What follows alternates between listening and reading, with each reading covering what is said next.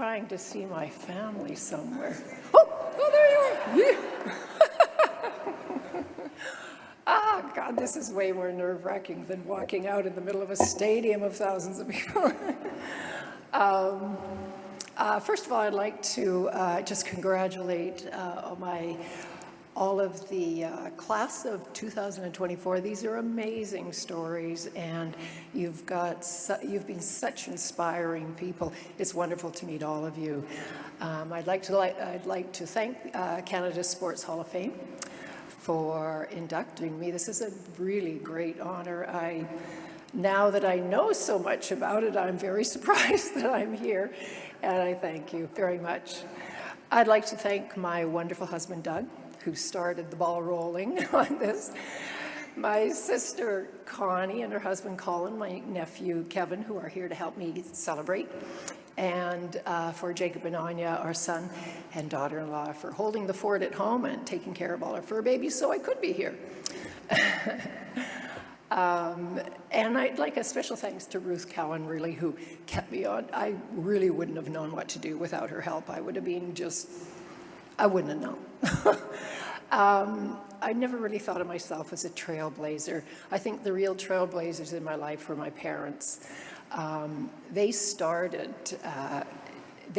life together with a brand new name, Brill, and they started that for a new family and new ideas.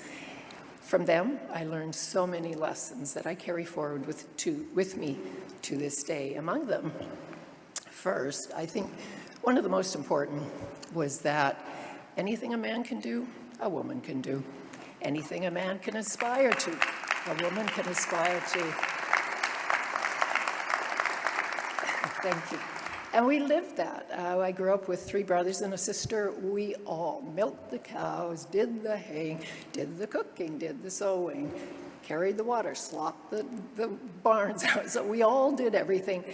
And my father talked to me about equality of the sexes, but my mother showed me what that was. Oh. Yes. Another thing I learned is that regardless of my achievements, I was no more important in this family than any one of my brothers and sisters. We were all equally loved. It didn't matter so much what I did as the person that I was and the person I became. I learned a degree of humility from my father, who, when I would come home after thinking I was all that, having done some big thing, he would look at me and he'd say, "Debbie, get off your high horse." And he kept my feet firmly planted on the ground.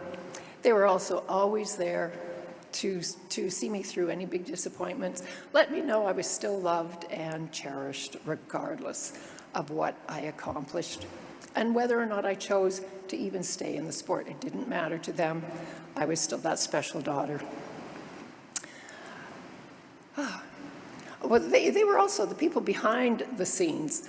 I was really just a shy little skinny girl who just wanted to jump the way she wanted to jump. And my parents were, and I'm thinking I'm out there doing it all myself, my parents were behind the scene fighting the fight constantly, saying, "No, you can't ban the jump, just let her do it, just let her do it. No, you can't disqualify." I didn't know those things. I learned those much later. So with this background, it was easy for me to walk into what was essentially a male-dominated world. The world of sport was, it wasn't a particularly friendly place for women. The 1972 Olympics, my first Olympics, was the first Olympics that allowed women to run more than 800 meters. They were allowed to run 1,500 meters. Women competed in very few sports, and that was apparently for our own protection. Didn't we know that all that hard work and training would make it difficult for us to have children? You may not believe it, but that was a question I was asked many times. There were no women coaches, no women sports writers, no women in the Olympic Committee. So if you wanted to go just beyond being a girl in sport, you had to be a trailblazer. And I know so many women from that time and today who are still trailblazers. And I'm just one of them. I refuse to be defined by social norms or expectations. Those were all man-made. and I felt that anything that was man-made could be remade by women.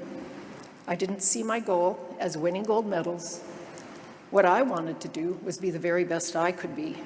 And if that won gold medals, that was a bonus. But it wasn't what drove me. One of the wonderful things about sport is that it's black and white. You either made the jump, the throw, the time, the goal, or you didn't. There's no shifting ground, no second guessing yourself. It is the objective thing we can measure ourselves against. We can't talk or think our way around it, can't explain it into being well done when it wasn't. And for me, that was the objective, hard truth I could measure myself by. The point of clarity when the rest of the world was so full of subjective, emotional instability, uncertainty, and unknown. There's a sense of purity in that moment of clarity when the height is cleared, the goal scored, the game won, both for those who achieve it and those watching. And for many, it's a very cathartic moment, a moment when there is no doubt, no confusion, and no uncertainty. And for me, that is the power of sport. Thank you all so very much for being here.